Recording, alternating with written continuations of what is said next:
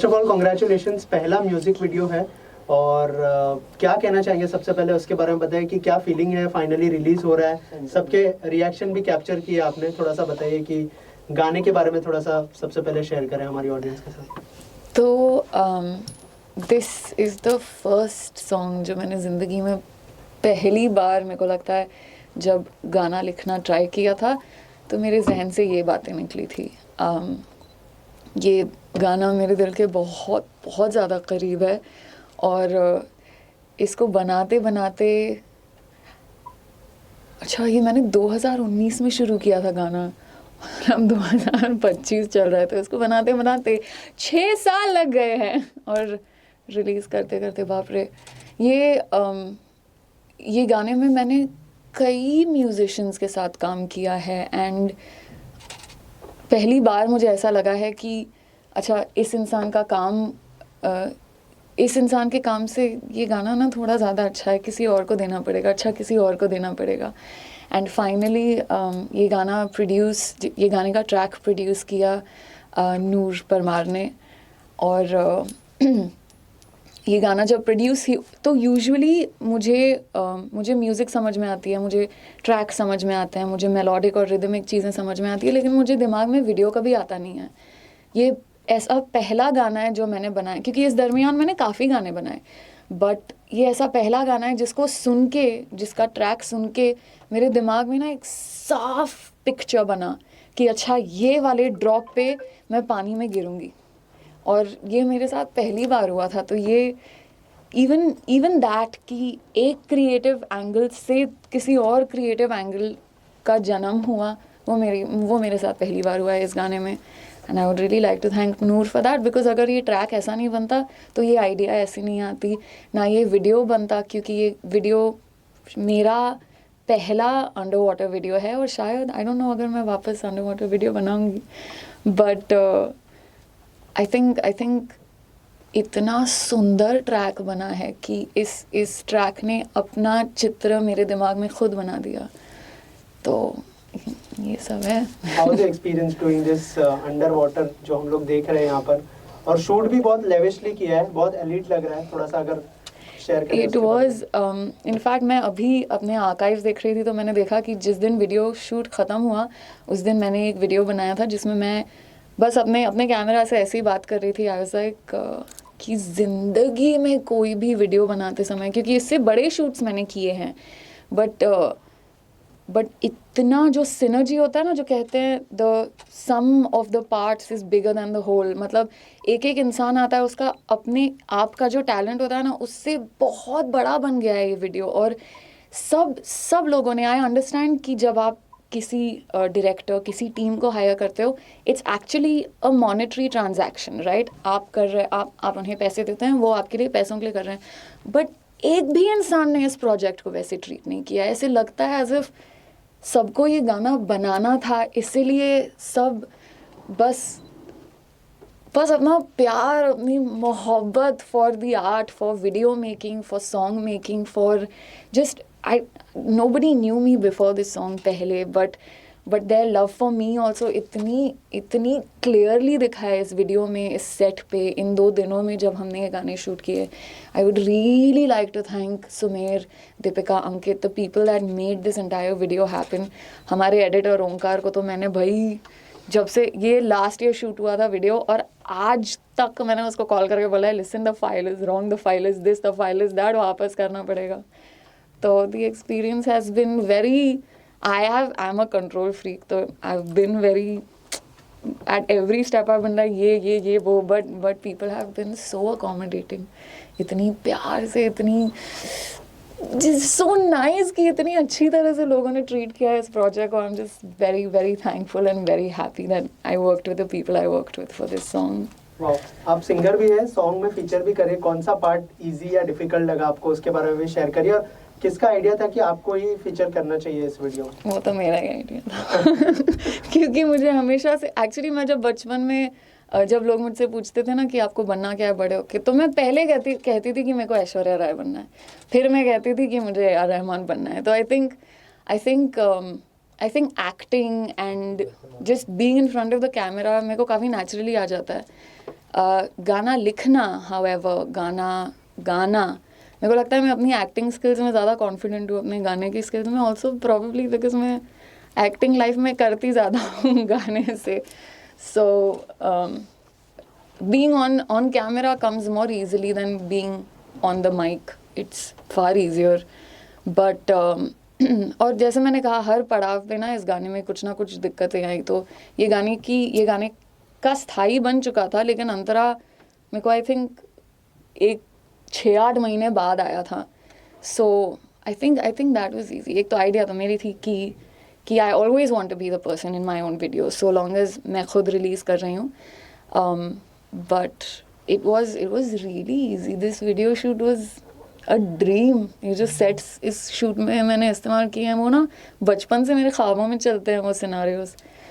तो video तो बड़ा आसानी से बन गया but ये गाना थोड़ा मुश्किल था लिखना also because it was it was a difficult thing to write about कि you love somebody and they don't love you back and you're just saying कि किसी भी कारण के लिए but मेरे साथ तू रह थोड़ी देर के लिए रहे थोड़े चंद सेकंड्स के लिए रहे एंड आई नो तुम मेरे बारे में वैसा नहीं सोचते हो जैसे मैं तुम्हारे बारे में सोचती हूँ बट आप मुझे जो भी दे सकते हो दे दो so that was difficult right also आपने कहा कि 6 साल लग गए इस म्यूजिक वीडियो को बनाने के लिए थोड़ा सा ये जर्नी के बारे में अगर आप शेयर करना चाहें कि 6 साल क्यों लगे और अगर प्रिपरेशन के बारे में कुछ बताएं इस गाने के 6 साल लगे क्योंकि मैं बहुत चूजी बहुत पिकी बहुत कंट्रोल फ्रीक जैसे मैंने कहा आपको हूँ मेरी कला को लेकर और मेरे पीसेस को लेकर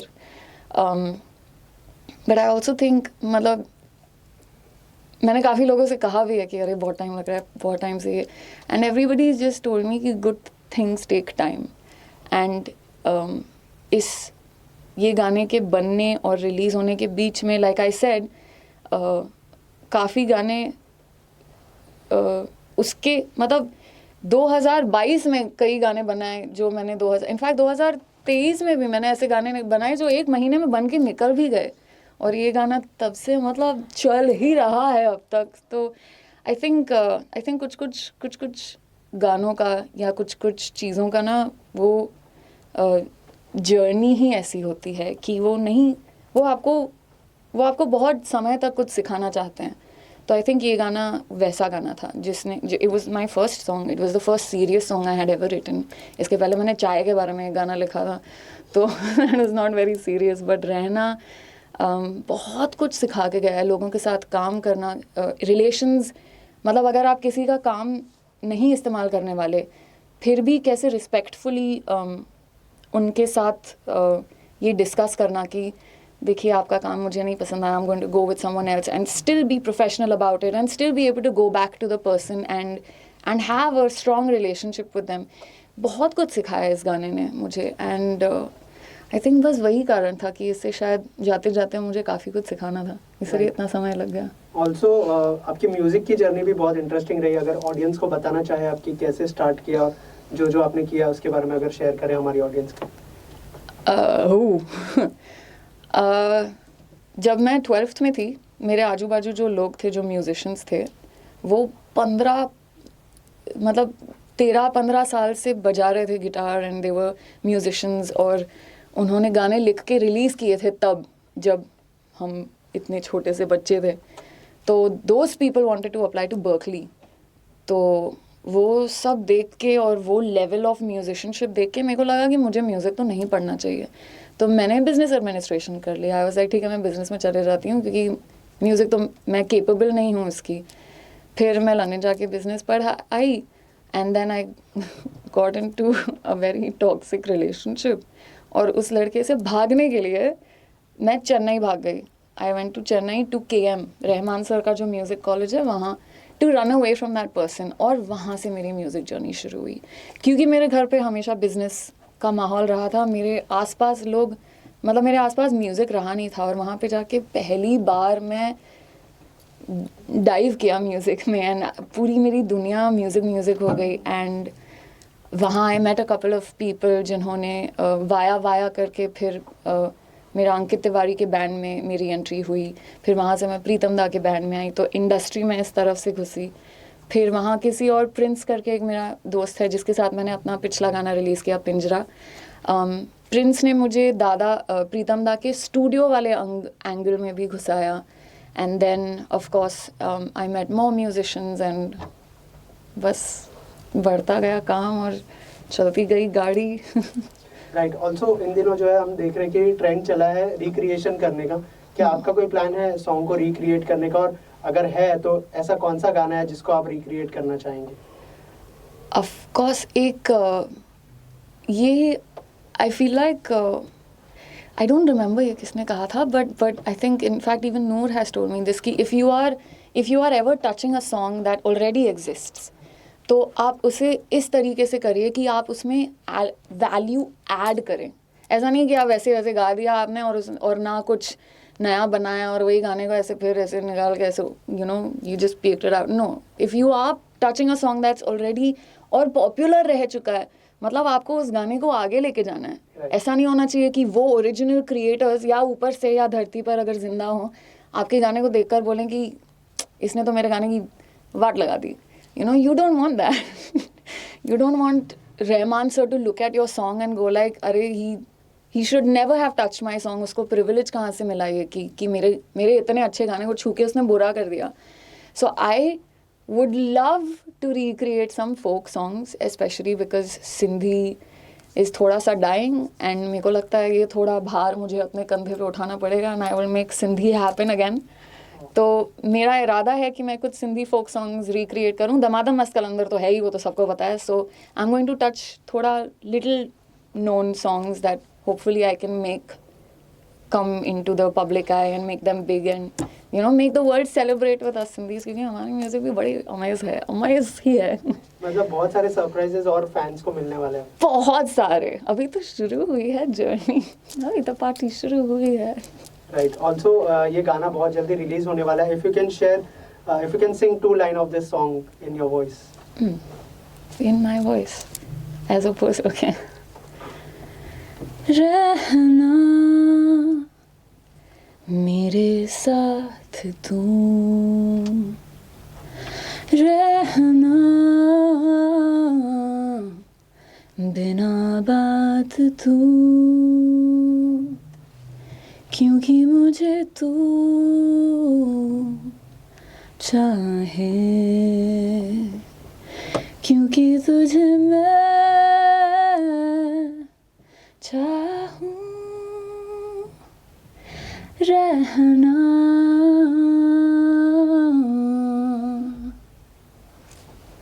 नाइस. सो और क्या क्या प्रोजेक्ट्स लाइन अप है वो भी बता दीजिए हमारी ऑडियंस को.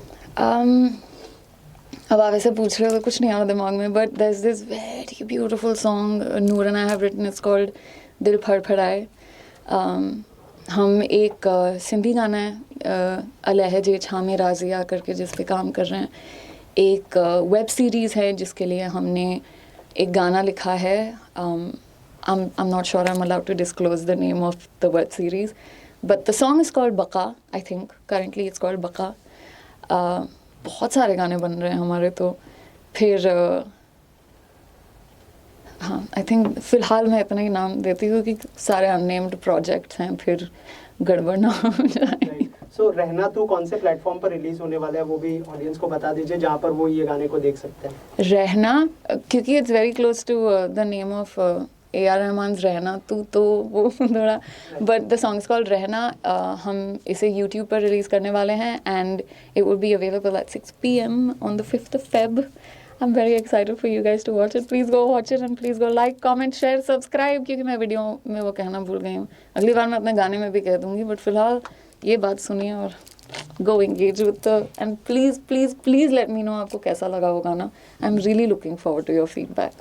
Thank you so much and all the best. Thank you so much.